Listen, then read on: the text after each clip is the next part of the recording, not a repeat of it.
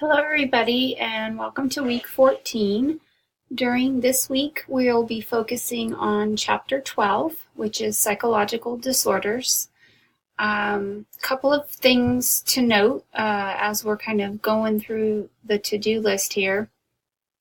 You're going to be reading chapter 12, but it might also be beneficial to sort of piggyback in reading the next chapter as well, which is chapter 13.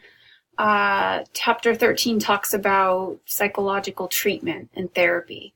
So I find when I'm teaching this class in person, I have a tendency to cover a particular disorder and then we look at its treatment right away, rather than going through all the disorders and then going through all the treatments.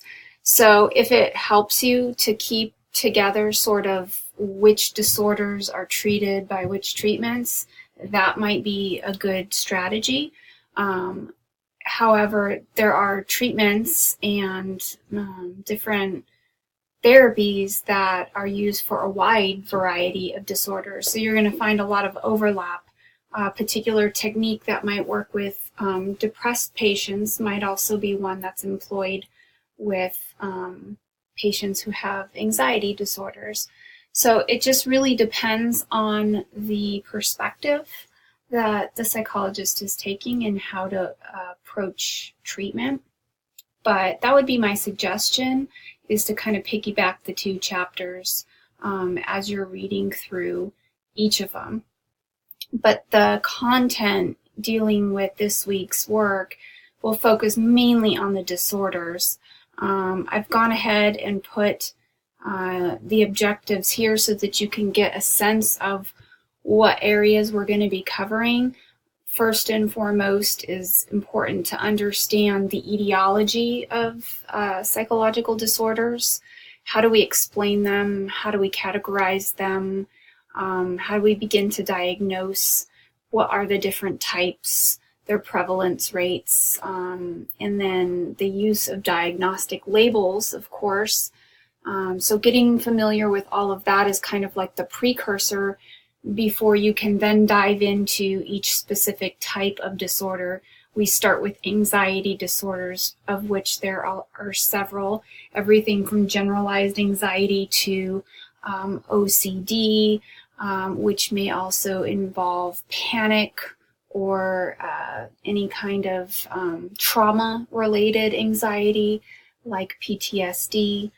So we get into that first and spend a good deal of time. As you can see, several different objectives spent on that. We then cover dissociative disorders, which used to be called multiple personality disorder. Spend a little bit of time there. And then we jump into disorders of mood, which here we have major depressive disorder and bipolar disorder. Before we go on to talking about eating disorders, we kind of give some behavioral, social, cognitive, and biological explanations. So here's a little bit where a tiny bit of theory comes in terms of trying to explain where these disorders come from. Depression is hitting us hard. It's one of the most prevalent in our country, and so there's been a lot of focus and attention on not just the biological explanations, but socially, what could be contributing to the rise in depression rates. So then we'll get into eating disorders and risk factors there, as well as sexual dysfunction. We'll move into talking about schizophrenia, including positive and negative symptoms of it, and the effects of the environment as well as genetics. And then we'll end looking at personality disorders and the various subclasses within personality disorder. So that's where we're headed. You have your lecture notes here. The videos this week are a few different things. As usual, you're going to be watching the videos in my psych lab. They're coming this week. The first two are going to be in episode 17. Psychological disorders and therapy. Next week, you'll also be watching in episode 17, because as you can see, they've combined disorders and therapy as well.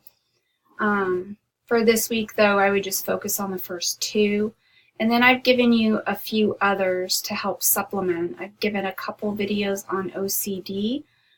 Each person's case is different, which will help give you a good glimpse at what the triggers are for OCD, what the obsessions are and the compulsions, and a little bit about how they're approaching therapy with each of these individuals.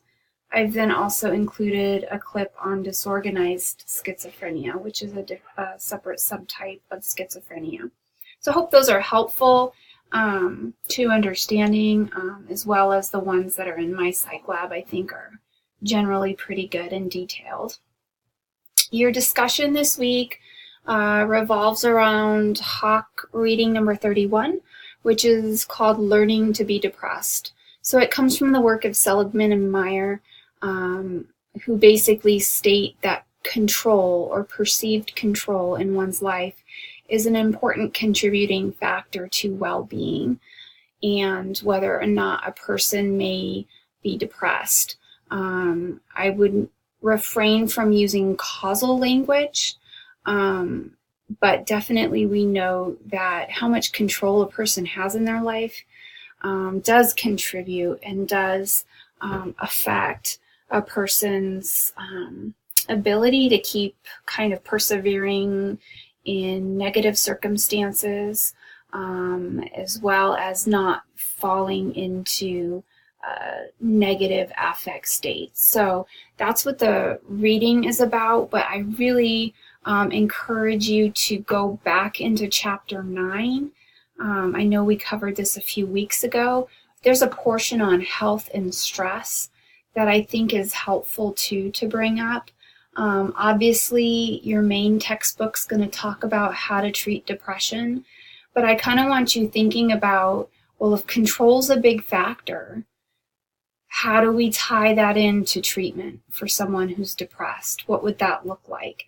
So the book is going to have some stuff to say about it in chapter 9 as well as in chapter 12. So you're going to want to touch base on both those. And then the Hawk reading also touches on just some different therapies that are being used to target this element of control. How can we increase one's perceived control in life and hopefully increase their affect to have more positive affect and less depression. So that's the reading. Really want to make sure everybody is responding to 3 other people each week. I've noticed just over the course of the semester, taking a look, at everyone's, about every week there's at least 3 or 4 people that do not respond to anyone's questions, and you're getting maybe 2 or 3 points on these discussions because of that, and that's really going to hurt you. It's just you're not contributing, you're not being an active participant in the discussions, and so you're losing a lot of points there. So I would say with just a couple discussions remaining in the semester, you really want to put a lot into these and earn those 10 out of 10 scores that you're going to need to help boost your grade up. We just have a quiz this week, closes on Friday, and that is it for the week. So if you have any questions, please let me know. Otherwise, have a great week, everybody.